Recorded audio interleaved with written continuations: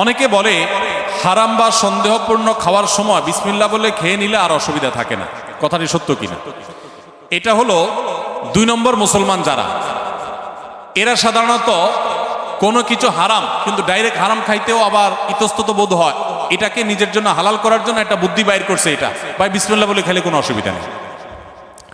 অনেক ডায়াবেটিসের রোগী আছে, তার জন্য মিষ্টি খাওয়া নিষেধ, কিন্তু সে এটা খাওয়াকে হালাল করার জন্য এই মাসালা বাইর করে, বলে আরে বিসমিল্লাহ বলে খেলে কিছু হয় না।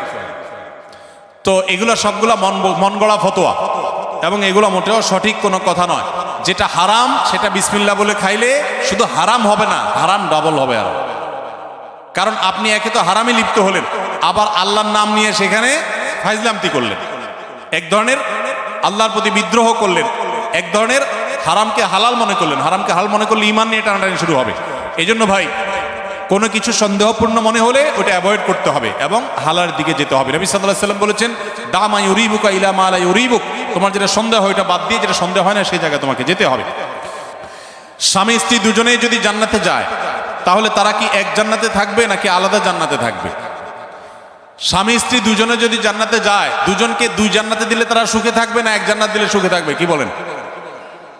আপনারা যারা বিবাহ করেছেন, স্বামী স্ত্রী দুজনেই আল্লাহ চাহেন তো জান্নাতে দিলেন, দুজনকে আল্লাহ তাআলা 2 জান্নাতে রাখলেন, তো আপনারা কি মানসিকভাবে সুখে থাকবেন? তাহলে কিভাবে এটা প্রশ্ন আসতে পারে বা কিভাবে এই প্রশ্ন উঠতে পারে?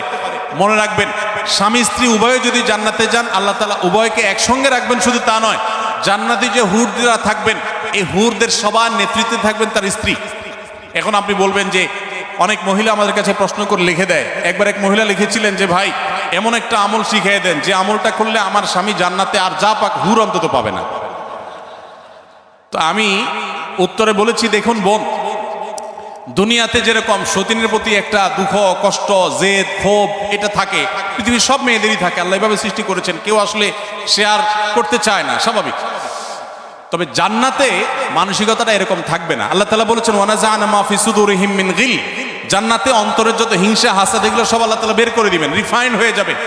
আপনার এখন মনে হচ্ছে যে আমি কিভাবে এটা সহ্য করব, সেখানে আপনার কাছে এটা কোনো বিষয় মনে হবে না। আর মনে রাখবেন, মূল স্ত্রীর মর্যাদা আপনার থাকবে, তাদের সেই মর্যাদা থাকবে না। যাই হোক, তো জান্নাতের এবং দুনিয়ার বিষয়টা সম্পূর্ণ ভিন্ন ভাই। আমরা অনেকে জান্নাতকে দুনিয়ার সাথে তুলনা করি। এক লোক তিনি ধূমপান করেন, তিনি বলেন যে ভাই জান্নাতে তো যা চাবে আল্লাহ তাই দিবে, তো আমি তো বিড়ি ছাড়া থাকতে পারি না, জান্নাতে কি আল্লাহর কাছে এটা চাইলে আল্লাহ দিবে কিনা? তো আমার উত্তর হলো, আপনার এই যে বিড়ি বা ধূমপান করার যে, সিগারেট পান করার যে আপনার বদভ্যাস আছে, এই কুরুচি জান্নাতে থাকবে না ইনশাআল্লাহ। আপনার এই কুরুচিটাই কি হয়ে যাবে? চেঞ্জ হয়ে যাবে ইনশাআল্লাহ। অতএব জান্নাতে স্বামী স্ত্রী উভয় যদি যান, তারা একসঙ্গে শুধু থাকবেন তা নয়, বরং তারা স্বামী স্ত্রী হিসাবেই থাকবেন ইনশাআল্লাহ। আল্লাহ আমাদের সবাইকে জান্নাতে একত্র হওয়ার তৌফিক দান করুন। এখানে কোরিয়াতে বেশ কিছু চকলেটের উপাদানের জায়গা লেখা থাকে সাসুগি বা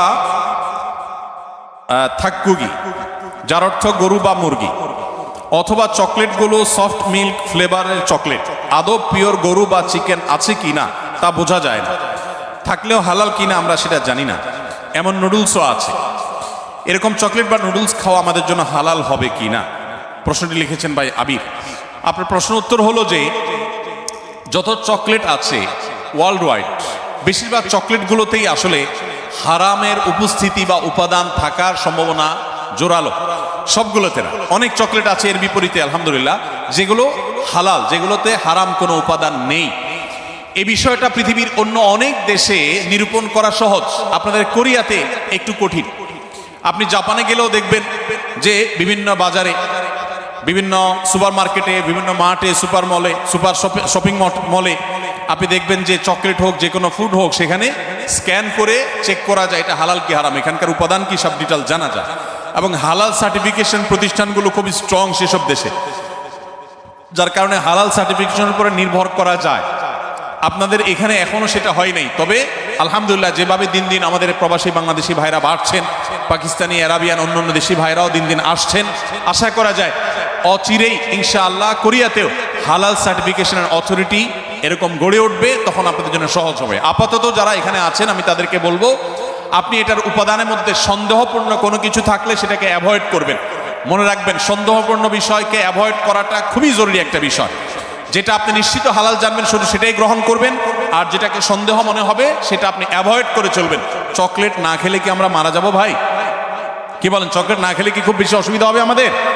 অতএব আমরা যথাসম্ভব সন্দেহপূর্ণ খাবার অ্যাভয়েড করে চলবো, তাহলে ইনশাআল্লাহ হারাম থেকে বেঁচে থাকা সহজ হবে। কোরিয়াতে আমাদের অনেক সময় কোরিয়ান খাবার খেতে হয়, তারা একই পাত্রে শূকর রান্না করে খায়। আমার প্রশ্ন হচ্ছে, আমরা কি সেই পাত্রে রান্না করে খাবার খেতে পারবো কিনা?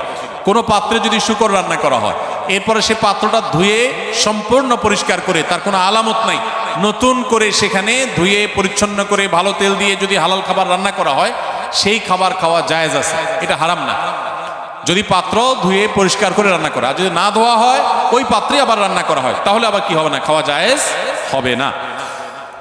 ঔষধের ভিতর যদি শুয়োরের কোনো উপাদান থাকে, তাহলে সে ওষুধ খাওয়া জায়েজ হবে কিনা? যদি কোনো ঔষধের শুকরের কোনো শরীর বা উপাদান থাকে, তাহলে সে ওষুধ সেবন করা জায়েজ হবে না। যদি বিকল্প কোনো ঔষধ থাকে, যদি আল্লাহ না করুক এমন কোনো রোগ হয় যেই রোগের এই ছাড়া আর কোনো ট্রিটমেন্ট নাই এবং মরণাপন্ন অবস্থা হতে পারে, তাহলে নিরুপায় হলে সেই ব্যক্তির জন্য বহু শর্ত সাপেক্ষে সেটা জায়েজ হতে পারে। কিন্তু যখনই বিকল্প কোনো কিছু আছে, তখন কিন্তু আপনার জন্য হারাম ঔষধ সেবন করা জায়েজ হবে না। আসুন্নাহ ফাউন্ডেশন, উম্মার সাথে সুন্নাহর সাথে।